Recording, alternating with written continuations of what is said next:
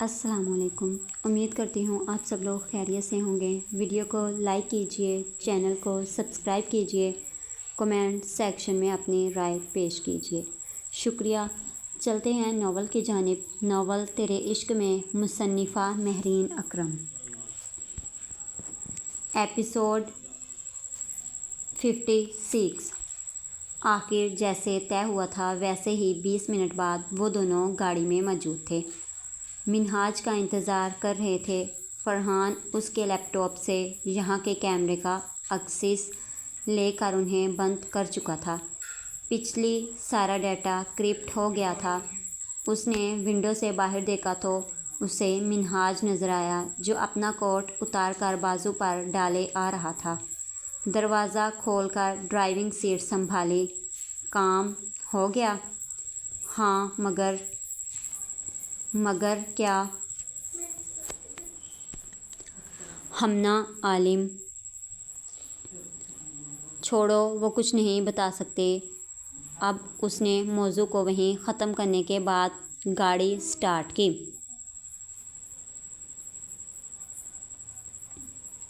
यहाँ से हम लोग घर जाएंगे। फरहान, तुम भी साथ चलोगे?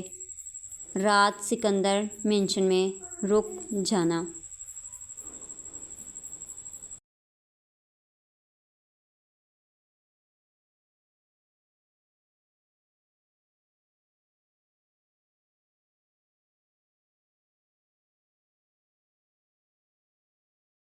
नहीं, तुम मुझे होटल ड्रॉप कर सकते हो। नहीं, तुम घर चलोगे। मैं बीवी से बहुत डरता हूँ। जानते हो ना, मेरी बीवी एसपी है। वो अब मुस्कुरा रहा था। फरहान भी खामोश हो गया।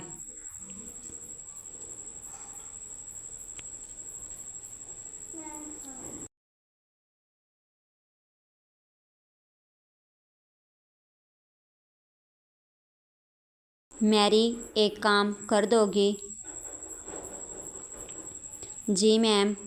मिन्हा को इस वक्त नीचे किचन में देखकर हैरत हुई थी। एक कप चाय मिल सकती है? हम जी ज़रूर। उसने मुस्कुरा कर देखा। आप जाएं, मैं कमरे में दे जाऊंगी।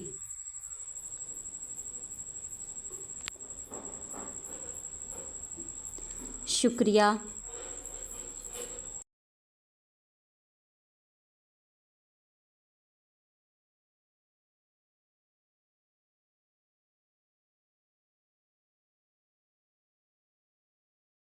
वो भी कहकर कमरे में आ गई। ठंडी हवा चल रही थी।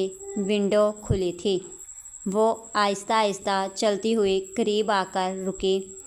नीचे गार्डन में सफ़ेद चंबेली के फूल खिल रहे थे, चांद की रोशनी में जगमगा रहे थे। गाड़ी गेट के अंदर दाखिल हुई।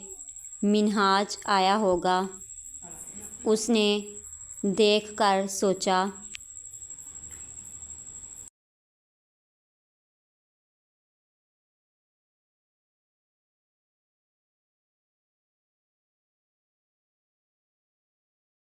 वो अभी भी नीचे ही देख रही थी। मिनहाज अकेला नहीं था, फरहान और ज़ियाम दोनों साथ थे।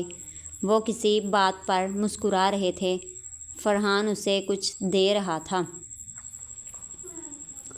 उसने गौर से देखा। वो मिनहाज अली सिकंदर था। लोगों को अपना असेब करना जानता था। वैसे ही खामोश थी। मैरी ने दरवाज़ा नॉक किया और चाय टेबल पर रखी। मिन्हा ने मुस्कुराकर शुक्रिया अदा किया और चाय का कप उठाया। उसे अपने हाथों की चाय पसंद थी, मगर मैरी उससे भी अच्छी चाय बनाती थी।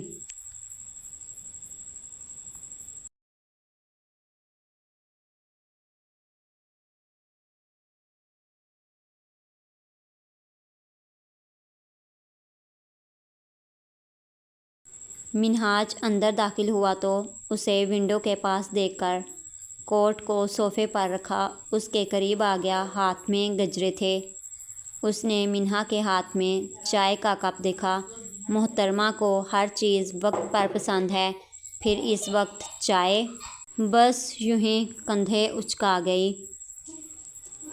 उसने कप टेबल पर रखा और उसकी कलाई को थाम गया। अब दोनों कलाई में बारी बारी ताज़ा गुलाब के गजरे पहना रहा था।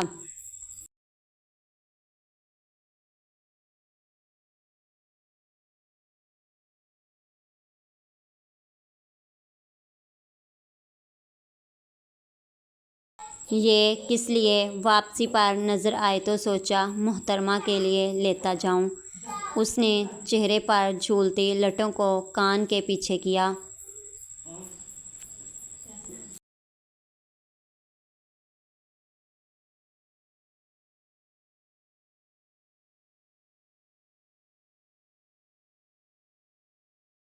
खुले बाल अब कमर पर झूल रहे थे। उसने आज पहली दफ़ा मिन्हा को ऐसे देखा था। गहरी सांस के साथ एक हाथ दिल के मुकाम पर रखा था। अगर औरत का हुस्न देखना है तो उसे खुले बालों में देखो। बालों से उठती भीनी भीनी खुशबू उसे दीवाना कर रही थी। उसने बालों का जूड़ा बनाना चाहा।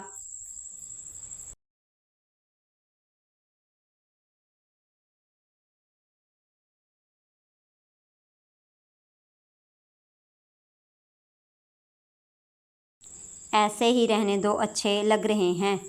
वो दीवार से टेक लगाए दीवानावार देख रहा था। भाई तुम्हारे साथ? हाँ, एक पार्टी में गए थे, फिर सीधा घर आ गए। उसने मुख्तसर जवाब दिया और टेबल से कप उठाकर चाय का एक सिप लिया। वो अब उसकी झूठी चाय पी रहा था। दोनों में मायने केस खामोशी थी। वो मैसेज तुमने किया था, वो तुम्हारा है नंबर था। उसने कुछ सोचकर खामोशी को रद्द किया। मोहतरमा, सवाल कर रही हो या बता रही हो? जो तुम्हें लगता है। और तुम्हें क्यों लगा वो मेरा ही नंबर है? कोई इतनी हिम्मत करेगा तो तुम उसे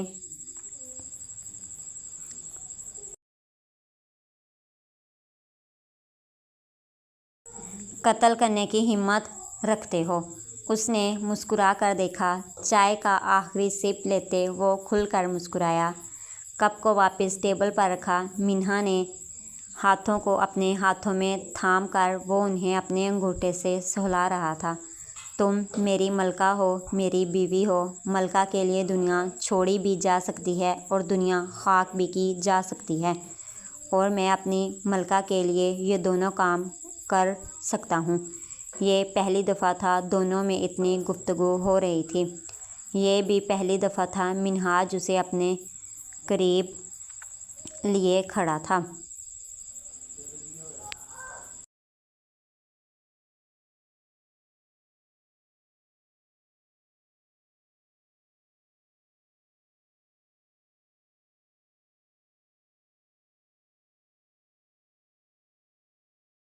रात बहुत हो गई है, तुमने सुबह ऑफिस भी जाना होगा। सो जाते हैं। वो अब पजल हो रही थी। तुम्हें हमना आलिम अजीब नहीं लगे? नहीं, मुझे उसके सर पर कोई सींग नज़र नहीं आए। आह, मैं वो बात नहीं कर रहा। मतलब वो अपने शोहर के ख़िलाफ़ हमारी हमदर्दी कर रही थी। हाँ, अजीब तो था। खैर, हो सकता है उनका कोई ज़ाती मसला हो, मगर मुझे हैरत हुई वो हमें हमारे नाम और ओहदे के साथ जानती थी। हाँ, ये बात मेरे लिए भी हैरान कुन थी।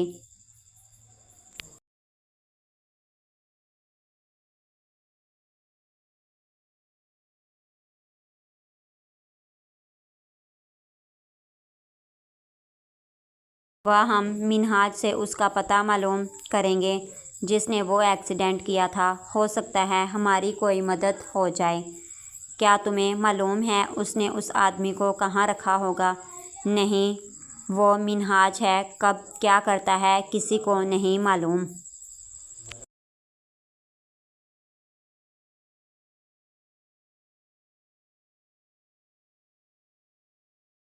खैर, तुम बिल्कुल ठीक कर रहे हो। नाश्ते के बाद हम वहीं चलेंगे। मैं सुबह ऑफिस नहीं जाऊंगा।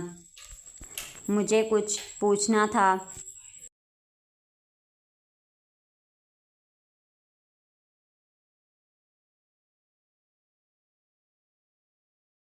क्या हुआ? वो साथ साथ बेड की दूसरी तरफ फरहान के लिए भी बिस्तर लगा रहा था। तुमने कभी कोशिश नहीं की अपने माँ बाप के बारे में जानने की?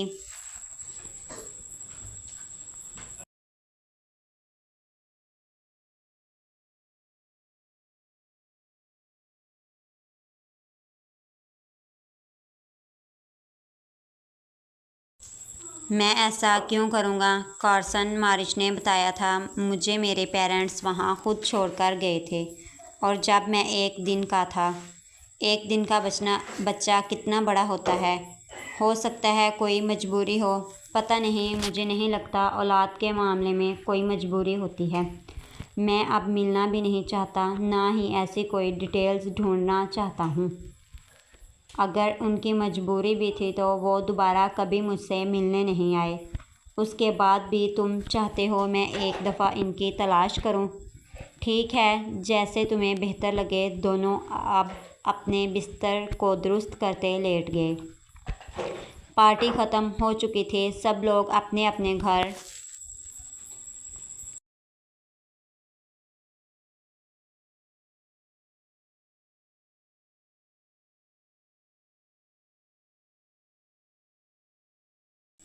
जा चुके थे। आलिम हाउस का लाउंज अब वीरान था। एक तरफ तवाइफ थे जो लोग लेकर आए थे। एक साइड पर बॉक्स था जिस पर चिट लगी थी, फ्रॉम मिनहाज अली सिकंदर। सिहाम, उसे लेकर आओ। सर, मैं ऐसे नहीं खोलना चाहता। हो सकता है इसके अंदर कुछ हो। नहीं, उसकी आदत नहीं है पीठ पर वार करना।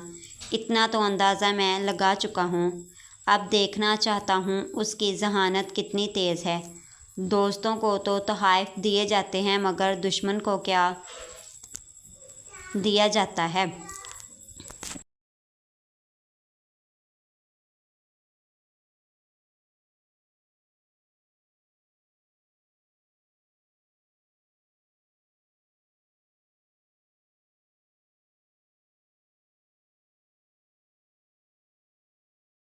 उसने बॉक्स लाउंज में रखी गोल मेज़ पर रखा। सामने अमीर आलिम टांग पर टांग रखे बैठा था। श्याम ने बॉक्स से सुर्ख रिबन खोला तो वो चारों तरफ से खुल गया। चारों साइड अब टेबल पर पड़ी थी। दरमियान में शतरंज को तरतीब से रखा था। एक तरफ सफ़ेद तो दूसरी तरफ काले रंग के प्यादा थे। शतरंज। उसकी मुस्कुराहट गहरी हुई। मेरी उम्र 45 साल है श्याम। मुझे लगता था मेरा तजुर्बा भी ज़्यादा होगा। मैं गलत था, मैं समझा नहीं।